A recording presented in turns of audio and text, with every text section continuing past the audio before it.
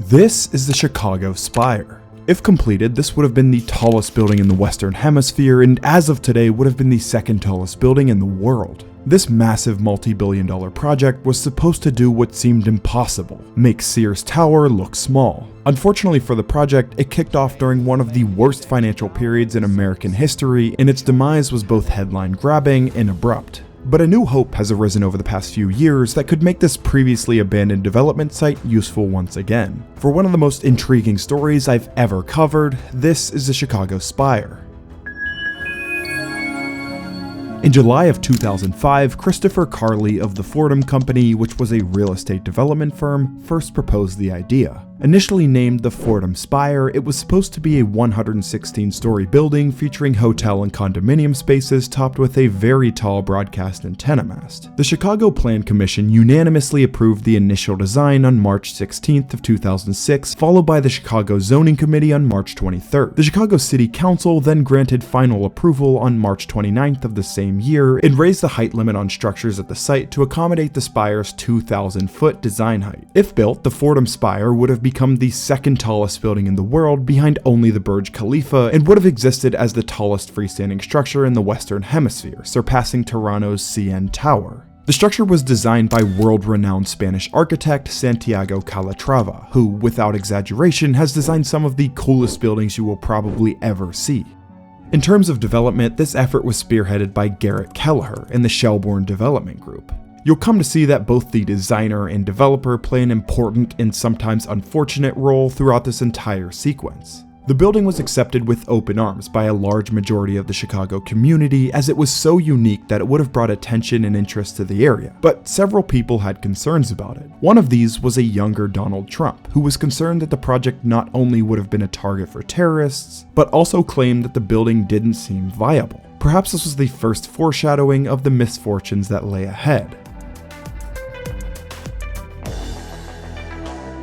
In 2005, after several months of development, Carley and the Fordham Company failed to secure sufficient financing for the building's construction. At this point, Kelleher and the Shelbourne Development Group acquired the land and took over the project, committing to provide 100% of the equity, which Fordham couldn't achieve. Kelleher renamed the project Chicago Spire and stated he might involve Carley in the development, compensating him for his prior involvement. A November 2006 release announced that construction would begin in June 2007, and in December of 2006, another release revealed design revisions, including the removal of the hotel and antenna mast, making the building solely condominiums. The building's design was altered to be wider, with more floor space and an increased floor count, eliminating the separate parking structure in favor of underground parking. This major redesign faced criticism from both architectural critics and city officials. With the 8 levels of underground parking, this building would have accomplished an almost unbelievable feat by only encompassing the physical footprint of the structure, which allowed for green space around the rest of the property, all while existing as the second tallest structure in the world. The building in entirety would have encompassed around 3 million square feet.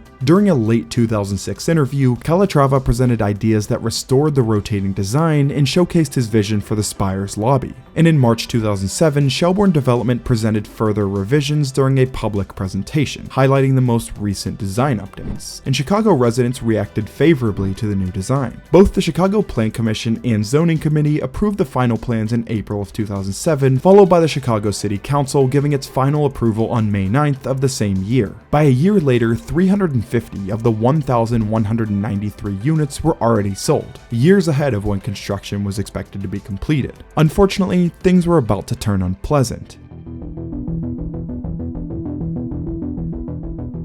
By 2008, the Great Recession was in full effect. And that is the largest single-day point loss ever.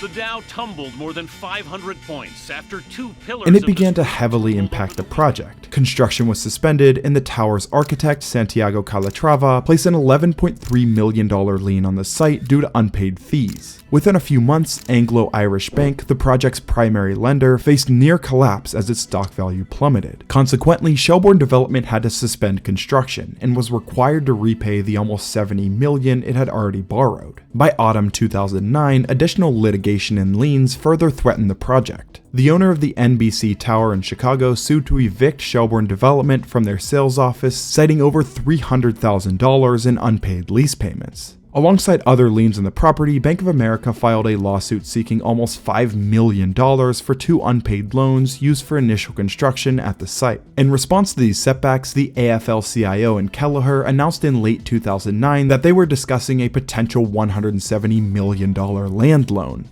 This loan attempted to retire Kelleher's debt to the Irish bank, pay off the outstanding liens, and restart construction, this time making it a fully union job. With construction halted and the economy sluggish, Chicago unions faced near 30% unemployment and were eager for work, as the Spire's construction would have provided approximately 900 full-time union jobs for 4 years. In addition to Kelleher's $194 million personal investment, backup financing from an unspecified source was guaranteed to kick in as long as the AFL-CIO loan had been secured. Within weeks of announcing that Kelleher was seeking union bailouts, 4 major union investment funds declined to offer loans to Shelbourne Development. Kelleher continued to search for financing as Shelbourne faced eviction from its offices due to unpaid rent. In October 2010, Anglo-Irish Bank Corporation filed a $77 million foreclosure lawsuit against Kelleher, citing a year of defaulted loans. The bank was expected to take possession of the site, and by the end of the year, courts appointed a receiver to take control, leaving the project effectively dead. In 2013, with the Chicago Spire site up for sale by Ireland's National Asset Management Agency, interest in the project revived, attracting at least half a dozen offers for the property. Under an involuntary bankruptcy ruling in October 2013, Shelbourne had until the end of March 2014 to secure approval of a reorganization plan, considering a bid to regain control of the property, sparking hopes for the skyscraper's construction. However, on October 31, 2014, the developer failed to make a required payment to Related Midwest, leading Related to file a lawsuit to compel Shelbourne to hand over the deed to the property. And on November 4, 2016, Kelleher officially transferred the property at 400 North Lakeshore Drive to Related Midwest, with the new group announcing they would not build the Spire.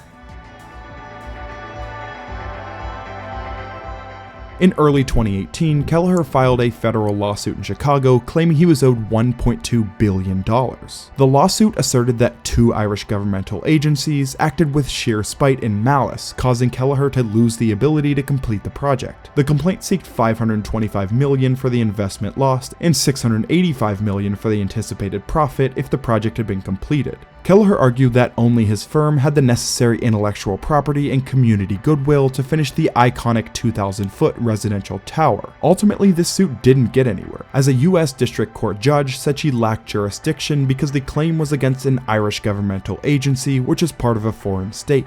The company that purchased the bankrupt site after the project's fallout, Related Midwest, announced plans for a 2-building development in the same location. And while the height of either of these buildings isn't anywhere near 2,000 feet, their designs are very interesting. As construction has recently kicked off for this, I'll be making a separate video covering them in more detail in the near future, so make sure to subscribe to stay up to date. The Chicago Spire will stand as one of the 21st century's most dramatic could-have-beens for not only Chicago, but also the rest of the world. Because of its visual appeal and unprecedented design, it may have been Chicago's greatest landmark, adding to a city with an already impressive skyline. If you're still watching, you're one of the sole reasons that my channel has seen so much recent growth, and I want to say thank you. While this video focused less on the engineering and construction side of the project, it was very exciting doing investigative research by jumping around from source to source for information. If you have an interest and want to check out some of my other videos, please do so. Either way, thanks again for watching, and I'll see you next time.